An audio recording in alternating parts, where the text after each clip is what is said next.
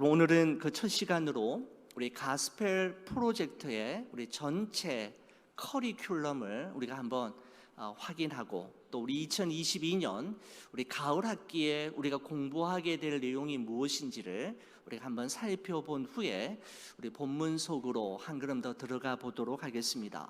여러분, 먼저 여러분 가지고 계시는 이 가스펠 프로젝트라고 하는 책은 미국의 최대 교단인 남침내 교단 서던 베프티스트 디나미네이션에서 성경 공부 교재로 만든 아주 훌륭한 책입니다. 우리 장로 교단에게도 아주 잘 어울리는 책으로서 우리 한국의 두란노 서원에서 독점 계약을 해서 우리말로 번역해서 많은 교회에서 조금씩 사용하고 있는 중에 있습니다. 가스펠 프로젝트의 전체 커리큘럼은 여러분이 가지고 계시는 여러분 이 책의 뒷페이지를 한번 보시게 되면 뒤편 하단에 있습니다. 여러분 한번 보시겠습니까?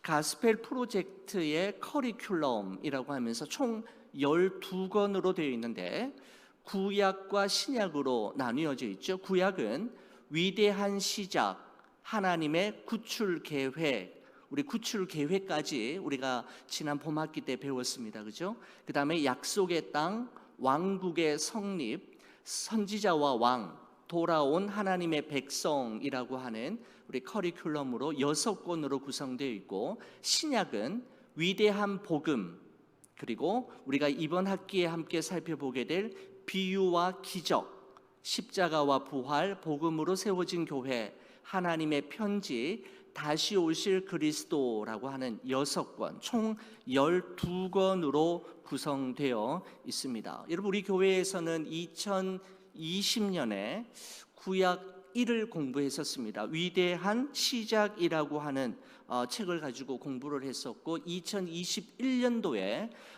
위대한 복음이라고 하는 우리 신약 1을 가지고 공부를 했었는데, 여러분 기억하시는 분도 계시겠습니다만은 그때 코로나19가 우리 이 미국 땅에 아주 창궐하게 되면서 교회에서 모여서 공부를 하지 못하고 구글 미트를 통해서 소수의 성도님들과 함께 공부했던 기억이 나고요.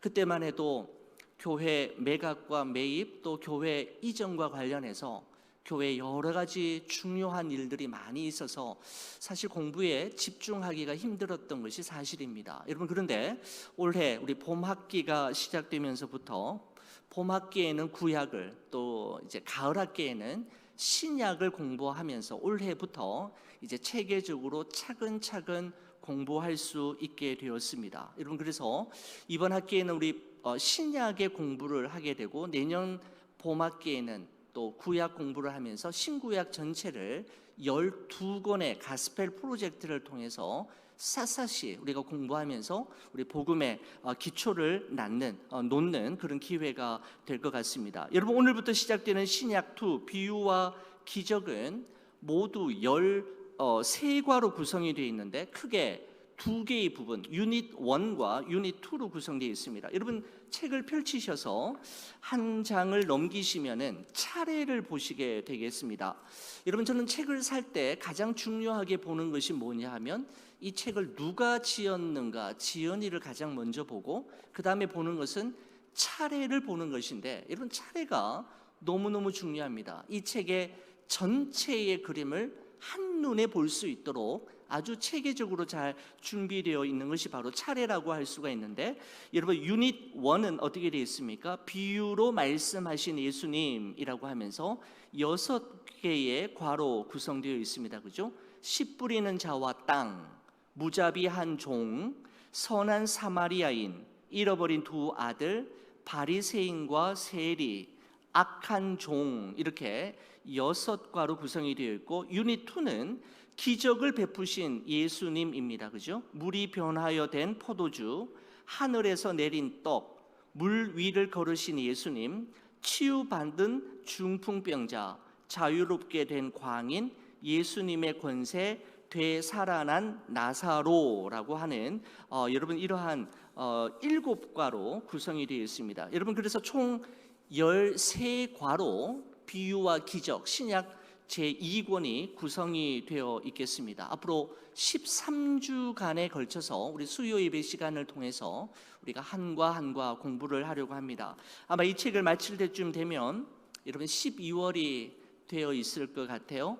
오늘부터 시작되는 이 과 여러분 한 주도 여러분 빠지지 마시고 또 교회에서나 가정에서 꼭 함께 공부하신다면은 여러분 2022년의 가을 우리 한 해의 마지막이 그 어느 해보다도 말씀으로 풍성한 그러한 영적 유익이 있고 영적인 진보가 있는 그런 해로 기억이 될 것이라 의심치 않습니다. 자, 그러면 우리 오늘부터 함께 공부하게 될 우리 제1과는 씨 뿌리는 자 비유입니다. 여러분 교재 한번 보시겠습니까? 교재 14페이지를 보시면은 이렇게 제1과가 나오고요. 씨 뿌리는 자 비유라고 되어 있으면서 그 아래에 신학적 주제를 이렇게 표현하고 있습니다. 사람들은 복음에 각자 다른 방식으로 반응합니다라고 기록하고 있습니다. 자, 이렇게 보시고 저를 한번 봐주시면 좋겠습니다.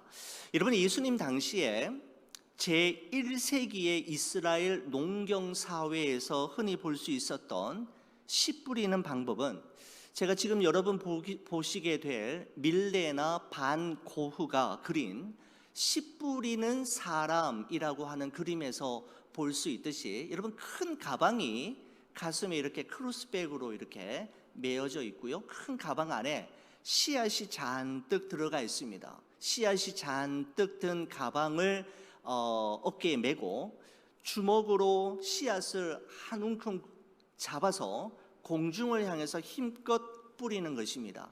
여러분 씨앗을 공중을 향해서 힘껏 뿌리면 바람이 많은 이스라엘 지역에 그 바람을 타고 씨앗들이 밭과 땅과 여러 곳으로 흩어지게 되는 것이죠. 여러분 이와 같은 제1세기의 이스라엘 농경 사회를 배경으로 해서 예수님께서 씨 뿌리는 자의 비유가 시작이 되는데 반고흐의 씨 뿌리는 사람이라고 하는 제목의 여러분 그림도 여러분 보시게 되겠습니다. 여러분들 밭고랑을 파서 밭고랑 안에다가 씨를 조밀하게 뿌리는 것이 아니라 그죠? 씨앗을 공중을 향해 뿌리면 바람을 타고 씨앗이 흩어지게 되면서 떨어지는 그곳에서 발아하게 되고 씨앗과 또 싹을 내게 되는 것이죠. 예수님의 씨 뿌리는 비유의 내용은 간단합니다. 어떤 농부가 씨앗을 뿌리러 밭에 나갔는데 사람들이 많이 지나다니는 길가에 떨어진 씨앗은 새들이 와서 먹어버렸습니다. 그리고 어떤 씨앗은 바람에 날려서 흙이 얕은 돌밭에 그 씨앗이 떨어지게 되었는데 새 싹이 나오자마자 흙이 얇았기 때문에 깊지 않았기 때문에 해가 돋은 후에는 그 싹이 나오자마자 그 열기에 타서 그만 죽어버리고 말았고 또 어떤 씨앗은 바람에 날려 가시 떨기 위해 떨어졌는데 그 억센 가시의 기운에 억눌려서 그 씨앗 또한 열매를 맺지 못하였습니다. 여러분 그러나 좋은 땅에 떨어진 씨앗은 30배, 60배, 100배로 풍성한 열매를 맺었다라고 하는 것이 여러분과 제가 이미 잘 알고 있는 예수님의 씨 뿌리는 비유입니다. 여러분 한번 보십시오. 씨를 뿌리는 농부도 같았고 씨 뿌리는 방법도 같았습니다. 씨를 뿌렸던 날도 같은 날이었고 씨앗도 같은 씨앗이었는데 그 씨앗이 어디에 떨어졌느냐에 따라서 그 결과는 확연하게 달라졌다라고 하는 것이 바로 예수님이 말씀하시고자 했던 비유의 핵심이지요. 예수님의 이 씨 뿌리는 자 비유의 핵심은 열매는 그 씨앗이 떨어진 땅의 상태에 달려 있다라는 것입니다. 다시 말씀드리면 예수님의 말씀은 농부가 씨앗을 뿌리는 것처럼 누구에게든지 뿌려지지만 그 반응은 사람들의 마음 상태에 따라 다 다르게 나타난다라고 하는 것을 말씀하고 있습니다. 여러분의 교재 한번 보시겠습니까? 15페이지에 보시게 되면 길가와 완고한 마음 위에 보시게 되면 한 패러그래프가 나오게 되는데 이 부분은 우리가 오늘 공부하려고 하는 내용의 방향이 어디인지를 잘 가르쳐주고 있습니다. 15페이지 중간 부분을 제가 천천히 읽어보겠습니다. 예수님은 제자들에게 하나님 나라가 실제로 어떻게 임하는지를 가르쳐 주셨습니다. 예수님의 말씀은 농부가 뿌리는 씨처럼 누구에게나 뿌려집니다. 그러나 그 반응은 사람들의 마음 상태에 따라 다르게 나타납니다. 뿌리는 자와 여러 토양에 관한 예수님의 비유는 우리가 복음을 전할 때 어떤 이는 받아들이고 어떤 이는 받아들이지 않는 이유가 무엇인지를 알려줍니다 라고 이야기하고 있습니다. 자, 여러분, 예수님의 이 비유를 잘 이해하시기 위해서 우리가 아셔야 될 것은 이 씨앗이라는 것은 하나님의 말씀을 가르치는 것이고, 씨앗을 뿌리는 사람은 예수님입니다. 그리고 네 종류의 땅 또는 네 종류의 밭은 사람들의 마음임을 알 수가 있는데, 여러분, 왜 여기에 나오는 네 종류의 땅, 네 종류의 밭이 사람의 마음인가 하면, 여러분, 예수님의 이 씨 뿌리는 비유는 마가복음 4장에만 기록되어 있는 것이 아니라 마태복음 13장과 누가복음 8장에도 기록되어 있는데, 누가복음 8장 15절에 보면 이런 말씀이 있습니다.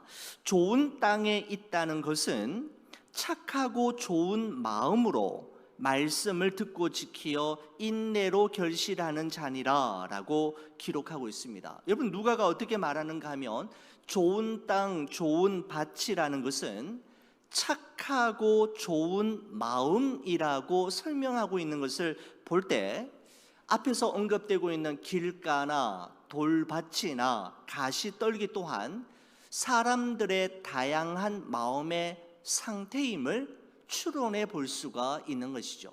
좋은 땅이 착하고 좋은 마음이니까 그 앞에 나오고 있는 길가나 돌밭이나 가시떨기 또한 사람들의 마음의 상태를 표현하고 비유하고 있는 것이다, 이렇게 추론해 볼 수가 있겠습니다. 여러분, 그렇습니다. 여러분과 저의 인생이 시절을 쫓아 열매를 맺으며 그 잎사귀가 마르지 아니하는 풍성한 삶을 살아갈 것인가, 아니면 바람에 나는 겨와 같이 가볍고 천박하며 아무런 열매도 없는 삶을 살아갈 것인가의 관건은 결국은 우리 마음의 정원을 어떻게 가꾸느냐에 달려있다라고 해도 절대로 과언은 아닐 것입니다. 여러분, 그렇다면 예수님의 이 비유 속으로 우리가 한 걸음 더 들어가서 길가와 같은 마음은 어떤 마음이고, 돌밭과 같은 마음, 가시떨기와 같은 마음은 어떤 마음인지 우리가 먼저 살펴본 후에 우리의 마음이 늘 좋은 땅, 좋은 밭과 같은 마음을 유지하기 위해서는 우리가 어떻게 해야 하는지에 대해서도 함께 살펴보면서 우리의 기도의 제목을 찾고자 합니다. 여러분, 첫 번째는 여러분 교재 15페이지에 보시게 되면 첫 번째 포인트가 나오는데, 길가와 완고한 마음이라고 기록하고 있습니다. 여러분, 1절부터 4절까지 말씀은 길가에 떨어진 씨앗에 대한 소개가 나오고 있고, 그 씨앗에 대한 예수님의 설명이 14절과 15절에 기록되어 있는데, 여러분 성경책 가지고 계시죠? 여러분 성경책 한번 보시겠습니다. 마가복음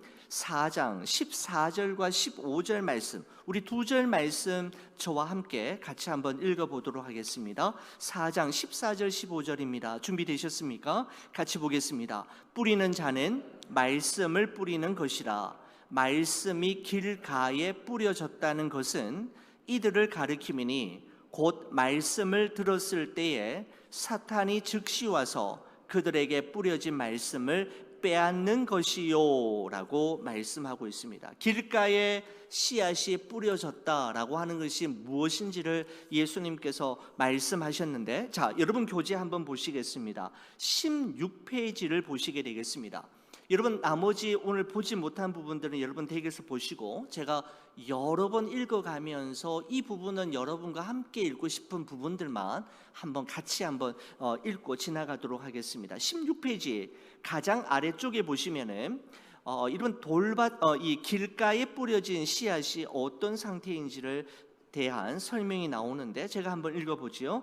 비유에서 씨 뿌리는 자는 어디에나 편견 없이 씨를 뿌리고 심지어 길가에도 뿌렸습니다. 1세기의 밭은 21세기의 밭과 다릅니다. 당시에는 밭과 길을 구분하지 않아서 사람들이 밭으로 다니기도 했습니다. 작은 밭에도 길이 여러 개 나 있었고 지나다니는 사람들에게 짓밟힌 흙은 그 무게로 딱딱하게 굳어지곤 했습니다. 굳어진 땅에 뿌린 씨는 뿌리를 내릴 수 없기 때문에 배고픈 새들에게 낚아채이기 일쑤였습니다. 15절에서 새들은 들은 말씀을 낚아채가는 사탄을 뜻합니다 라고 기록하고 있습니다.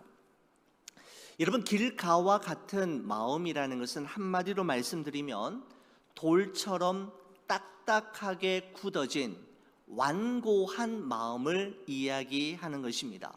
여러분, 저는 개인적으로 산행하는 것을 너무너무 좋아하는데, 여러분, 산행을 하다 보면 많은 사람들이 매일 밟고 지나가는 길에는 풀이 나지가 않습니다. 여러분, 이런 길 위에는 씨앗이 떨어져도 겉표면이 너무 단단하고 딱딱하게 굳어져 있기 때문에 흙 속으로 뿌리를 내릴 수가 없는 것이죠. 여러분, 그렇습니다. 우리 마음이 딱딱하게 굳어져 있고 굳게 닫혀져 있으면 어떤 말씀도 마음 안으로 진입할 수 없기 때문에 그 사람에게는 말씀을 들어도 아무런 감동과 도전, 은혜와 변화의 열매를 기대할 수가 없게 되는 것이죠. 바로 이와 같은 마음이 길가와 같은 완고한 마음을 이야기합니다. 사랑하는 우리 교회 여러분, 여러분 어떻습니까? 요즘 여러분은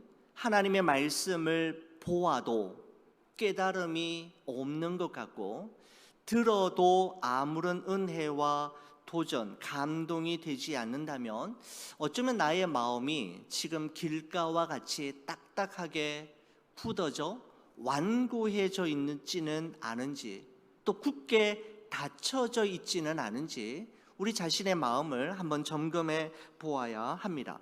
여러분, 두 번째는 돌밭과 피상적인 마음이라고 되어 있는데, 여러분의 교재 18페이지를 보시게 되면 돌밭과 피상적인 마음이 나오는 것을 보게 됩니다. 여러분, 5절과 6절 말씀은 돌밭에 떨어진 씨앗에 대한 소개이고, 예수님의 설명이 16절과 17절에 기록되어져 있는데, 여러분 성경책 한번 보시겠습니다.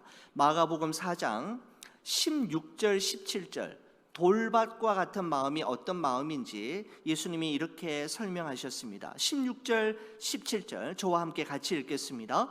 또 이와 같이 돌밭에 뿌려졌다는 것은 이들을 가리킴이니 곧 말씀을 들을 때에 즉시 기쁨으로 받으나 그 속에 뿌리가 없어 잠깐 견디다가 말씀으로 인하여 환난이나 박해가 일어나는 때에는 곧 넘어지는 자요라고 말씀하고 있습니다. 자, 여러분의 교재 한번 보시겠습니다. 18페이지에 보시게 되면 돌밭과 피상적인 마음이라고 하면서 성경 구절이 나오고 그 밑에 부분을 제가 한번 읽어보겠습니다. 예수님이 말씀하신 이 사람은 처음에는 하나님 나라를 잘 받아들입니다. 그리스도를 믿는다고 고백하고 세례를 받을 수도 있습니다. 그러나 회심의 기쁨은 잠시일 뿐 삶의 역경이 찾아오면 곧바로 믿음을 포기하고 맙니다. 왜 그럴까요? 예수님은 그들이 믿음으로 제자가 될 만큼 충분한 양의 흙이 없으므로 믿음이 뿌리를 깊이 내리지 못하기 때문이다라고 말씀하십니다라고 되어 있습니다. 자, 여러분, 돌밭과 같은 마음이라는 것은 이런 마음입니다. 하나님의 말씀을 들을 때에는 은혜도 받고 감동과 도전도 받고 위로와 용기도 얻게 됩니다마는 딱 여기까지이지요. 교회를 나가는 순간부터 주일 이후 월요일부터 토요일까지는 세상 일에 너무 심취되어 또 세상 일에 너무 시달려서 받은 은혜, 받은 도전, 믿음의 결단은 온데간데 없고 예수님과 적당한 거리를 두고 살아가는 사람의 마음속에서 일어나는 현상이 바로 이 돌밭과 같은 마음이라고 할 수가 있는데, 여러분 16절에서 17절의 말씀에 보면 참 독특한 표현이 나오는 것을 보게 됩니다. 자, 한번 보십시오. 즉시 기쁨으로 받으나 라고 되어 있습니다. 여러분 즉시라는 말이 나오죠. at once라고 하는 표현이 나오고, 잠깐 견디다가 나옵니까? only a short time 이라고 표현되고 있습니다. 그 다음에 곧 넘어지는 자요라고 표현하고 있습니다. 여러분 성경은 특별히 여러분 돌밭과 같은 마음을 표현할 때 세 가지 중요한 단어를 사용하고 있는데, 즉시, 잠깐, 그리고 곧이라고 하는 부사를 사용하고 있는 것을 보게 됩니다. 무슨 말입니까? 감정적이고 충동적이고 즉흥적으로 반응하지만은 어려운 일이 생기고 고난과 시련이 찾아오면 그것을 견뎌내지 못하고 버텨내지 못하고 쉽게 넘어지고 돌아서고 마는 것을 이야기하는 것입니다. 여러분 그렇다면 왜 이와 같은 일이 일어나게 되는 걸까요? 그 결정적인 원인이 무엇인가 하면 17절에 보십시오. 그 속에 뿌리가 없어 라고 말씀하고 있습니다. No root라고 표현하고 있습니다. 충분한 양의 흙이 없어서 믿음이 뿌리를 내리지 못하기 때문에 즉각, 잠깐, 곧 반응은 하지만 조금만 어려움이 오고 내 뜻대로 내가 원하는 대로 되지 않으면 언제든지 돌아설 수 있는 상태가 바로 돌밭과 같은 마음이다 라고 말씀하고 있습니다. 사랑하는 우리 교회 여러분, 여러분과 저의 마음이 혹시 흙이 얕은 돌밭과 같은 피상적인 마음이라면 여러분 예배를 소중히 여기시기 바랍니다. 주일 예배, 수요 예배뿐만 아니라 여러분 새벽 예배에도 여러분 도전해 보시고, 성경 공부를 하는 자리가 있다면 여러분 적극적으로 참여하셔서 말씀을 듣고 배우고 말씀대로 실천하는 훈련을 통할 때 우리는 흙이 얕은 돌밭이 아니라 흙이 깊게 되고 믿음의 뿌리를 깊게 내릴 수가 있게 되는 것이죠.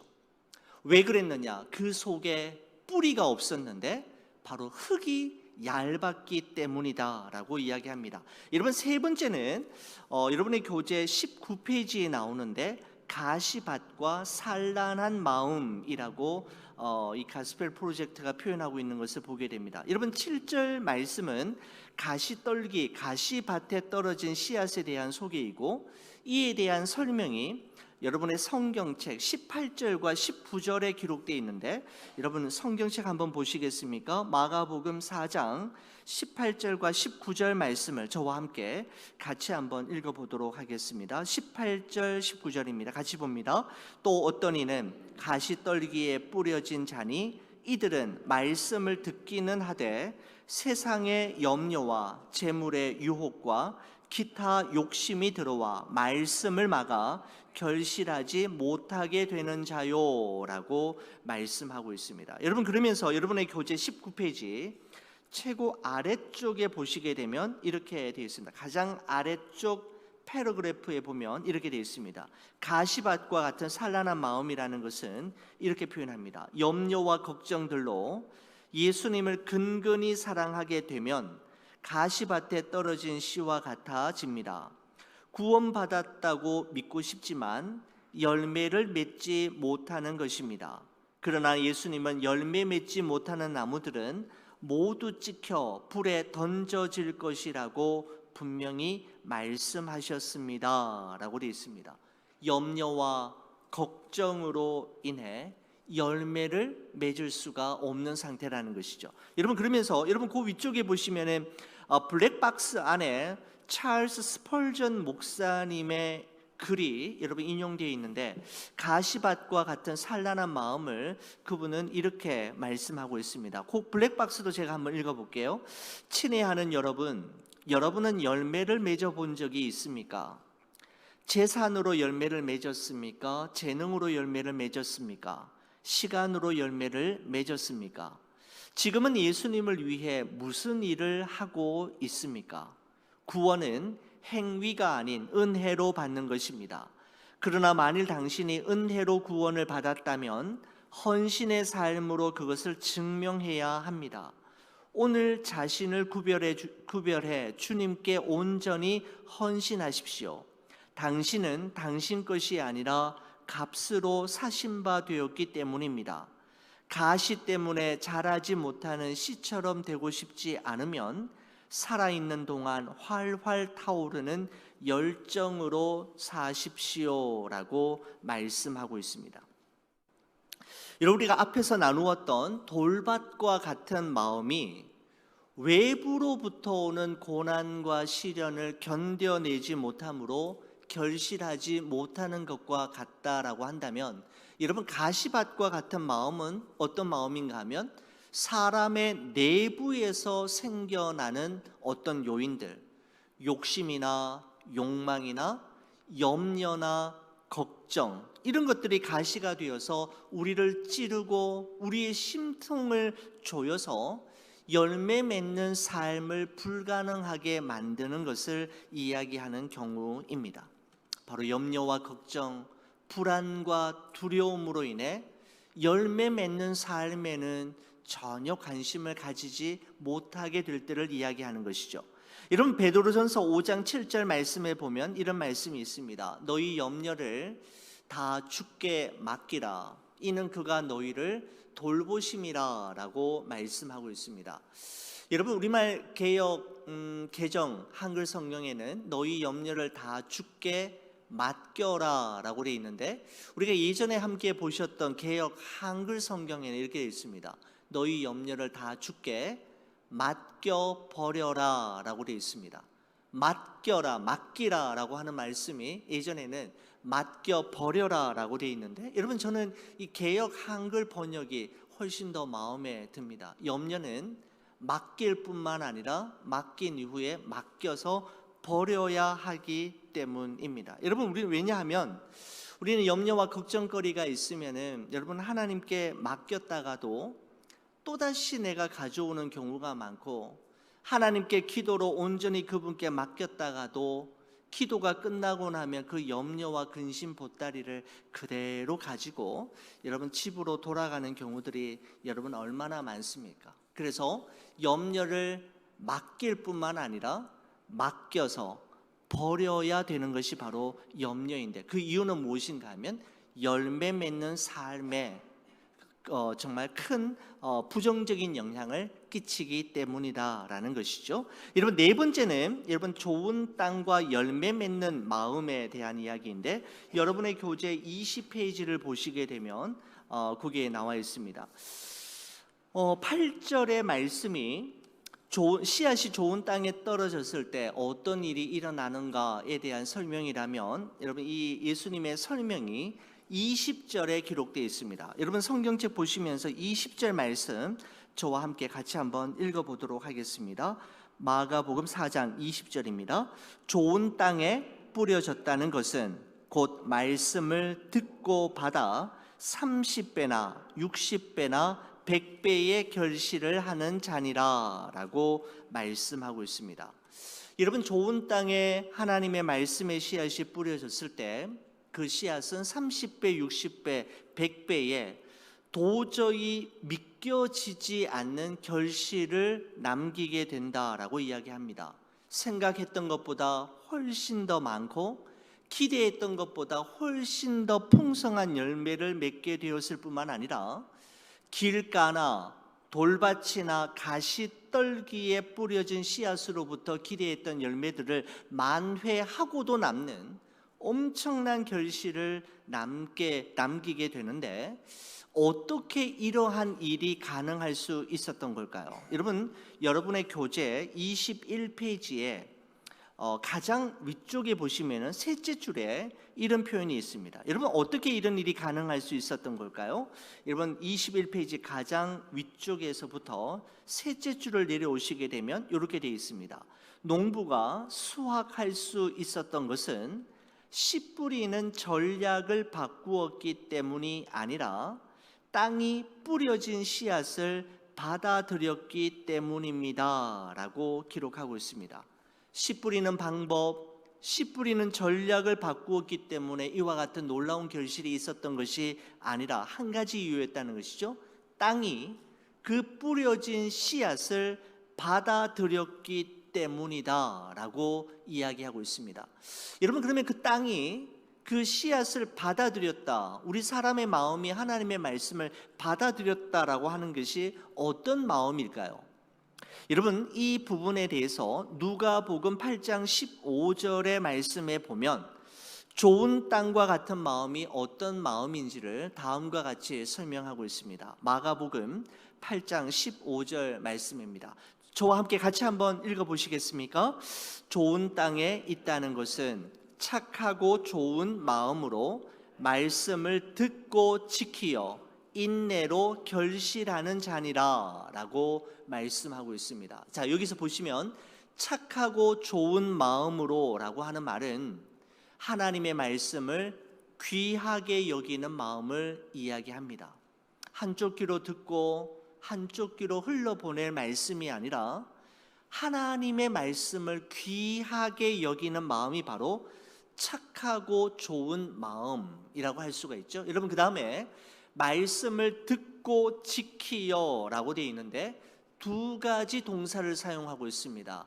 듣고와 지키여입니다. 여러분 듣고라는 말은 내가 듣고 싶은 말이 아니라 내가 들어야 할 말을 듣는 것을 이야기하는 것이고, 내가 보고 싶은 것을 보는 것이 아니라 내가 마땅히 보아야 할 것을 보는 것을 이야기할 때 듣고라는 말입니다. 여러분 그 다음에 지키여라고 하는 말은 무슨 말씀인가 하면 주신 말씀을 소중히 간직하는 것을 이야기하는 것이죠.